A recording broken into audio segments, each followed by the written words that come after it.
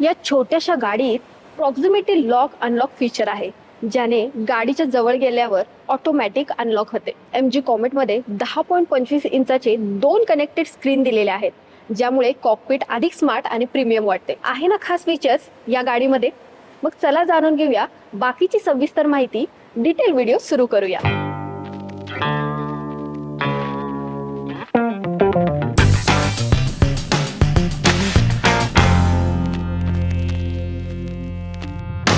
भारतातली सर्वात छोटी कार ही आहे आणि ही नुसती कारच नाही तर ही इलेक्ट्रिक कार आहे. ही आहे MG कॉमेट आणि हे मॉडेल आहे top of the line variant plus. याची बेस व्हेरियंटची किंमत 6,98,000 रुपये असून टॉप व्हेरियंटची किंमत 8,58,000 आहे. ही गाडी आपल्याला उपलब्ध करून दिलेली आहे MG Motors Kolhapur unique Motors यांनी. तुम्ही जर कोल्हापूर, कराड, सांगली किंवा आसपासच्या भागात राहत असाल तर जरूर या शोरूमला एकदा भेट द्या. हाय हॅलो राम राम, मी ऐश्वर्या तुम्हा सर्वांचं स्वागत करते ऑटो हेल्पर मराठीमध्ये. चला व्हिडिओला सुरुवात करूया. गाडीच्या डायमेन्शन्स बाबतीत जर बोलायला गेलं तर डायमेन्शन छोटी आहे. गाडीची लांबी 2,974 mm, रुंदी 1,505 mm, तर गाडीची उंची 1,640 mm इतकी आहे. या गाडीचा व्हील बेस 2,010 mm इतका आहे.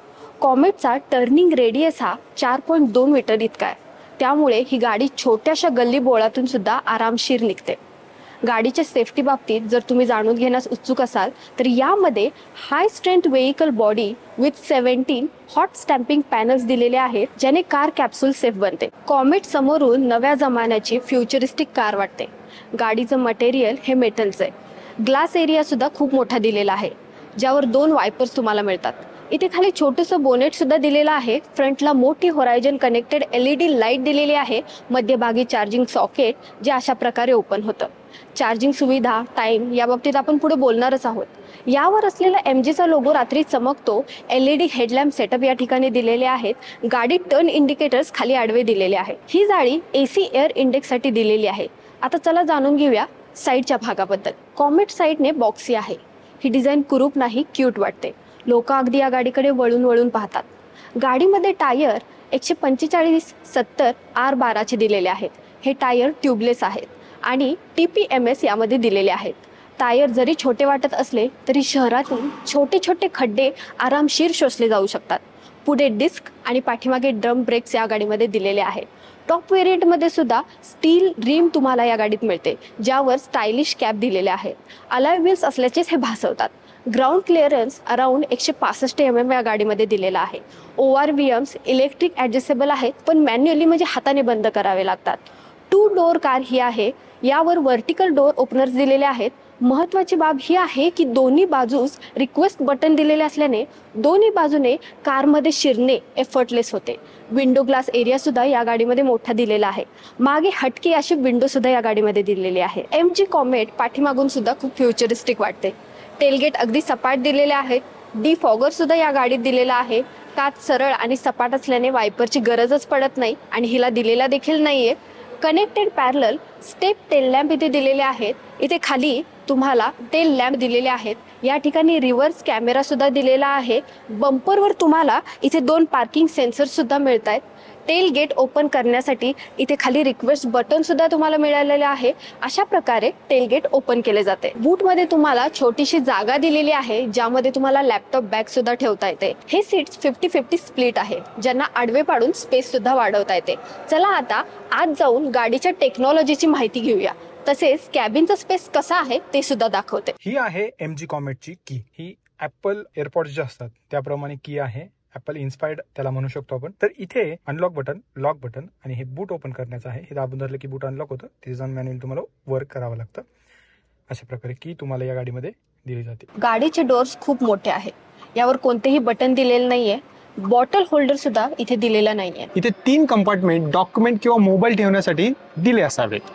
यावर सॉफ्ट लेदर टच दिलेले नाही, फॅब्रिक टच आहे. 2 स्पीकर्स या गाडीमध्ये दरवाजांवर दिलेले आहेत. MG कॉमेट मध्ये फिक्स हेडरेस्ट दिलेले आहेत. सीट्स फॅब्रिक अपहोल्स्ट्री दिले जाते. यामध्ये उत्तम कुशन आहे. अंडर थाय सपोर्ट सुद्धा ठीकठाक आहे. हे सीट पुढे मागे होते, रिक्लाइन देखील होते. कॉमेटचे इंटेरियर तुम्हाला पांढरे दिले जाते. काय असतं पांढऱ्या रंगाने एकतर हीट रिफ्लेक्ट होते आणि दुसरं म्हणजे गाडी आतून मोठी वाटते. या गाडीचे सॉफ्ट टच दिलेले डॅशबोर्ड एकदम प्रीमियम वाटते.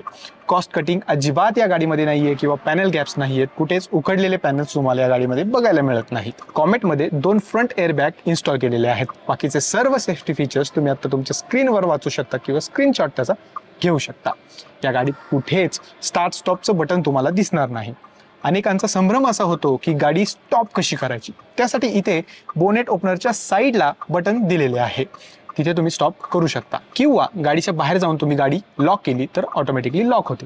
स्टेअरिंग इथे संपूर्ण गोल आणि लेदर रॅपमध्ये मिळते. हे टिल्ट ॲडजस्ट होते. यावर आयपॉड इन्स्पायर्ड बटन दिलेले आहेत. डाव्या बाजूला आणि उजव्या बाजूला कॉल म्युझिकचे कंट्रोल्स तुम्हाला इथे बघायला मिळतात. स्टेअरिंगच्या पाठीमागे 10.25 इंच कनेक्टेड इन्स्ट्रुमेंट क्लस्टर दिलेला आहे. हा संपूर्ण डिजिटल आहे.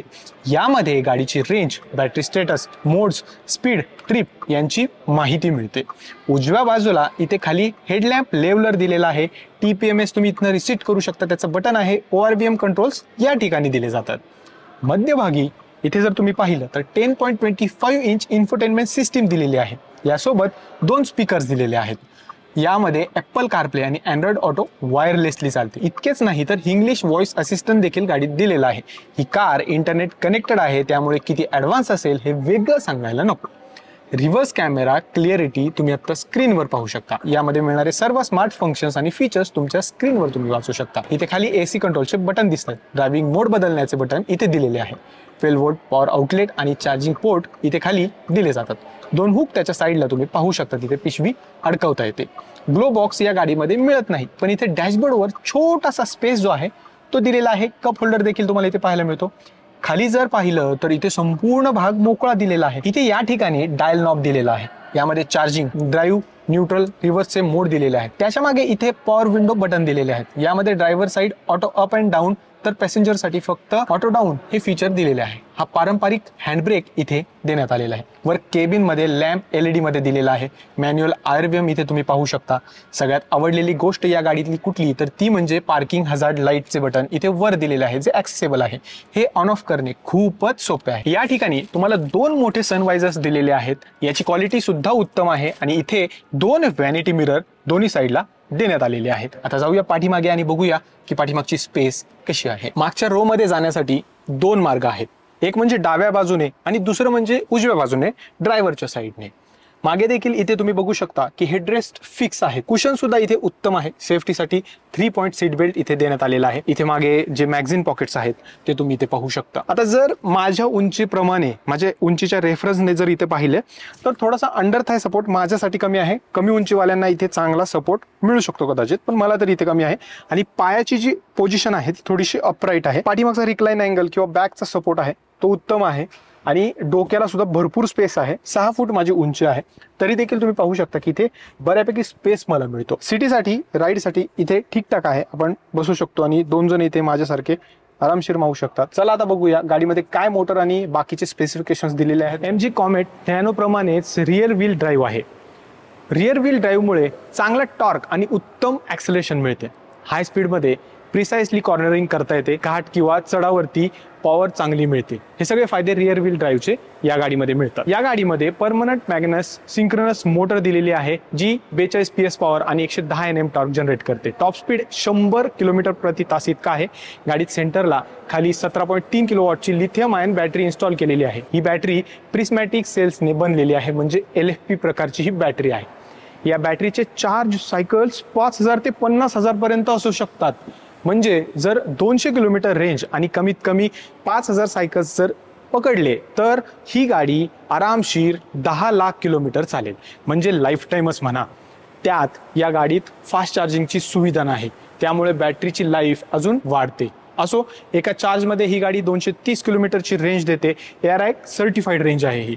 रिअल वर्ल्डमध्ये किती आहे हे भविष्यात तुम्हाला रेंज टेस्ट करून मी दाखवेनच. तुम्हाला तसा व्हिडिओ लवकरात लवकर पाहायचा असेल तर तुम्ही कॉमेंटमध्ये मला सांगू शकता. बॅटरी चार्ज करण्यासाठी 3.3 किलोवॉटचा या गाडीसोबत चार्जर दिला जातो, जो गाडीला 10 ते 80% चार्ज 5 तासात आणि 0 ते 100% चार्ज 7 तासात करतो. या गाडीचे कोणतेही व्हेरियंट फास्ट चार्जिंग सपोर्ट करत नाही. या बॅटरीवर 8 वर्ष किंवा 1,20,000 किलोमीटरची वॉरंटी दिलेली आहे. संपूर्ण गाडीला 1 लाख किंवा 3 वर्षाची वॉरंटी मिळते. वॉरंटी काही अमाऊंट देऊन अजून एक्सटेंड देखील करता येते. ते तुम्हाला शोरूम मध्येच कळेल, त्यामुळे मी सांगितलेल्या शोरूमला येऊन तुम्ही विचारू शकता. MG कॉमेट या इलेक्ट्रिक गाडीच्या प्लस या व्हेरियंटची महाराष्ट्रात ऑन रोड किंमत आहे 8,92,000 रुपये इतकी. सर्व किमती जाणून घेण्यासाठी कृपया autohelper.co.in या आपल्या वेबसाईटला जरूर भेट द्या. हा व्हिडिओ तुम्हाला कसा वाटला कमेंटमध्ये नक्की सांगा. काही प्रश्न असतील विचारू शकता. लाईक करा, शेअर करा. जय महाराष्ट्र.